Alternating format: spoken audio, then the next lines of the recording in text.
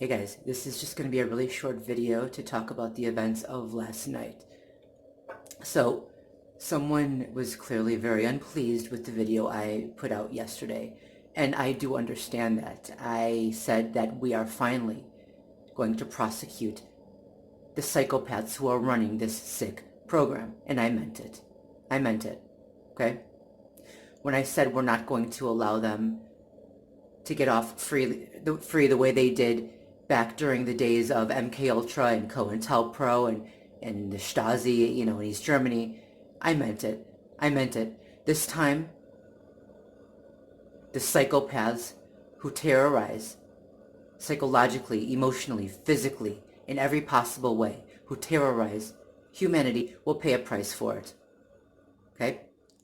When I said we're going to prosecute the psychopaths responsible for this, I meant it. You don't like it? Too bad. Stop doing it then. Anyway, so what happened last night? Well, so first of all, I have been extremely tired for the last few days because I haven't been able to sleep.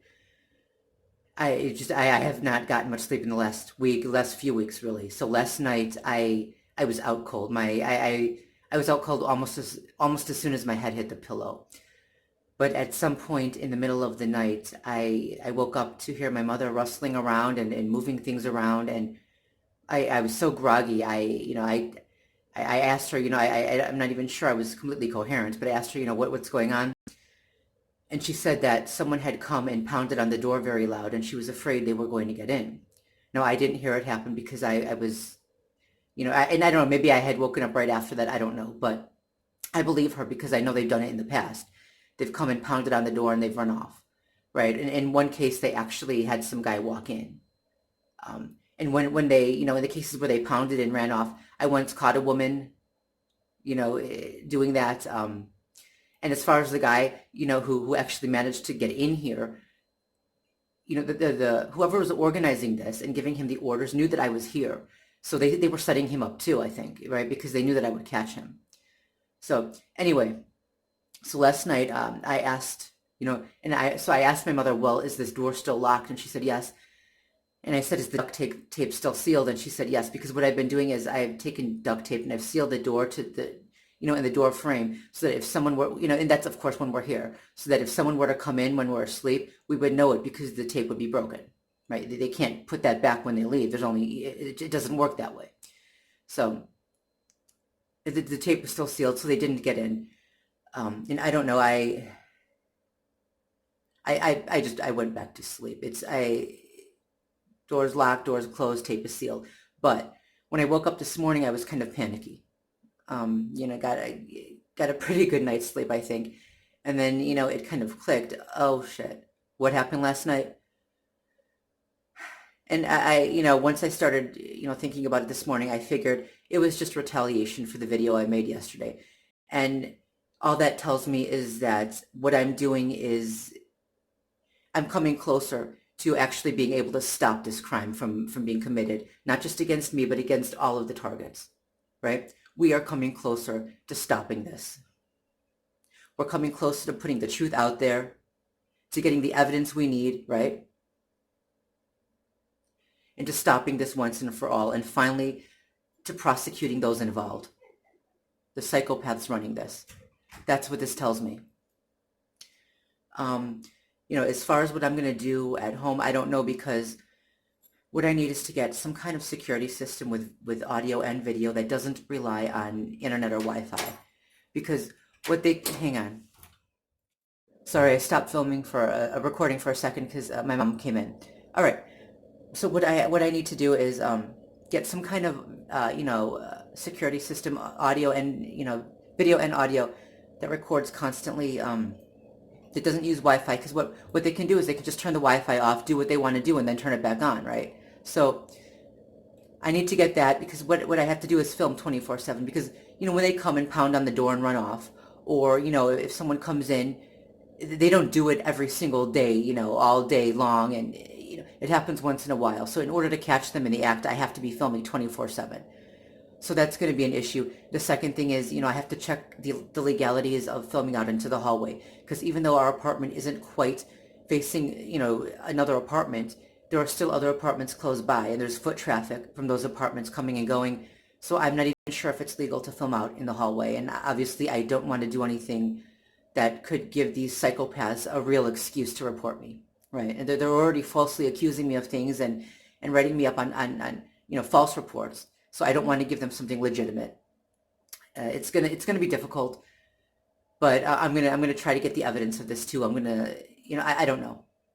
Once I check the legalities, we'll see what happens. Anyway, I just wanted to let you guys know what happened last night and remind you that this isn't just about one target. This is about all of us. It's about all targets. But in particular, for those of us who are in America, this is about America too. Whoever is doing this is destroying our great nation. They despise our Constitution, our democracy, and our freedom, and they are taking all of these things away from us. We need real patriots now, men and women, to stand up against these monsters, against their covert psychological warfare, their silencing strategies to silence opposition and to crush dissent, their red flag laws, which will only ever take rights and freedom away from the victims who are being traumatized to a breakdown, right? Because the psychopaths running these programs, they look perfectly normal in public. It's their victims who are breaking down emotionally and look crazy, right? We don't need a society where the psychopaths are armed and dangerous and the victims are completely disarmed because of these damn red flag laws. We don't need a society where the victims are discredited because of constant reports that they're crazy or whatever their behavior makes them look like. The psychological warfare is intended to make a target look crazy, so the target begins breaking down in public. That's the point. Real American patriots need to stand up against this, not just for the sake of one target, but for the sake of all of America. And not just for all of America, but for all of humanity, for all of the targets in other nations, and there are plenty. Okay, I've seen videos from other targets, in other countries, and I believe them. I believe them because that is, what they presented, what they put out there is exactly what happens to me and targets here, right? I know what that looks like. I know what targeting looks like. Anyway, to those of you who are standing against this, to the targets, and those who seek to help us, if only for their own benefit, to save their own freedom and to save our nation, God bless you, and God bless America. Hey, I decided to add something to this video. Sorry, I'm back. Yeah. I didn't want to make another video and put 2 out today, so I'm just going to add this here.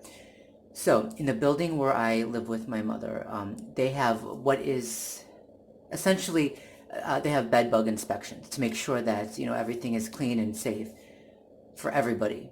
Okay, which is fine. I understand that. I have no issue with that.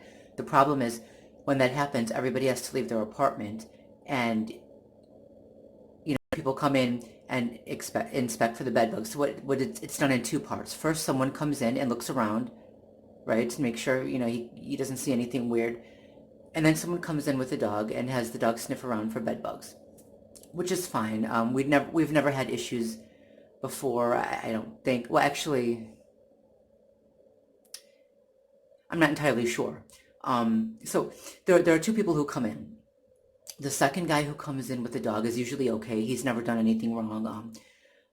He'll come in after the first guy just looks around and inspects everything. So the second guy will come in. He'll have the dog come sniff around for bed bugs, and then he leaves.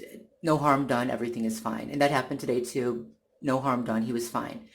The issue is usually with the first guy that they have come in. So the last time they had this new guy, and he was white, and I don't know, I've never seen him before, but he came in first to look around, and then I had a bottle of prescription ibuprofen on sitting on the desk, and he picked it up and he looked at it, he read the prescription, and then he put it down.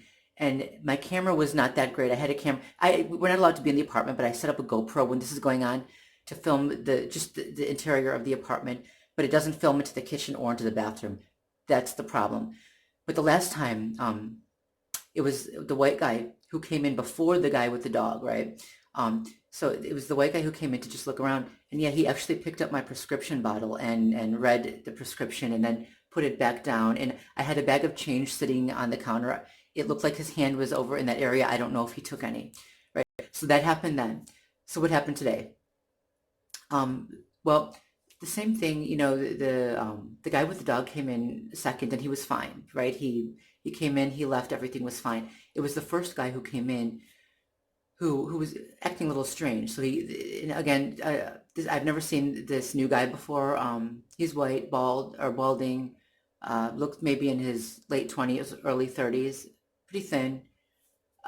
Anyway, so he came in and he looked around, but then he did something that none of the other guys ever did. He went into the kitchen, and we don't have a camera in the kitchen. The camera is pointing toward the living room and the door, but the kitchen is another entryway. So I don't know what he was doing, and that's the point. When I got back into the apartment, I noticed some of the cabinets were open, were crooked. One of them was kind of, and that's what kind of set me off. I don't know if he's working for them or not. The whoever's running this program, if they got to him too. But one of the cabinets was kind of open and crooked. So, I noticed that someone had been tampering with it, and no one had been in the apartment and tampered with it until before we left. So it would have had to have been him. Okay.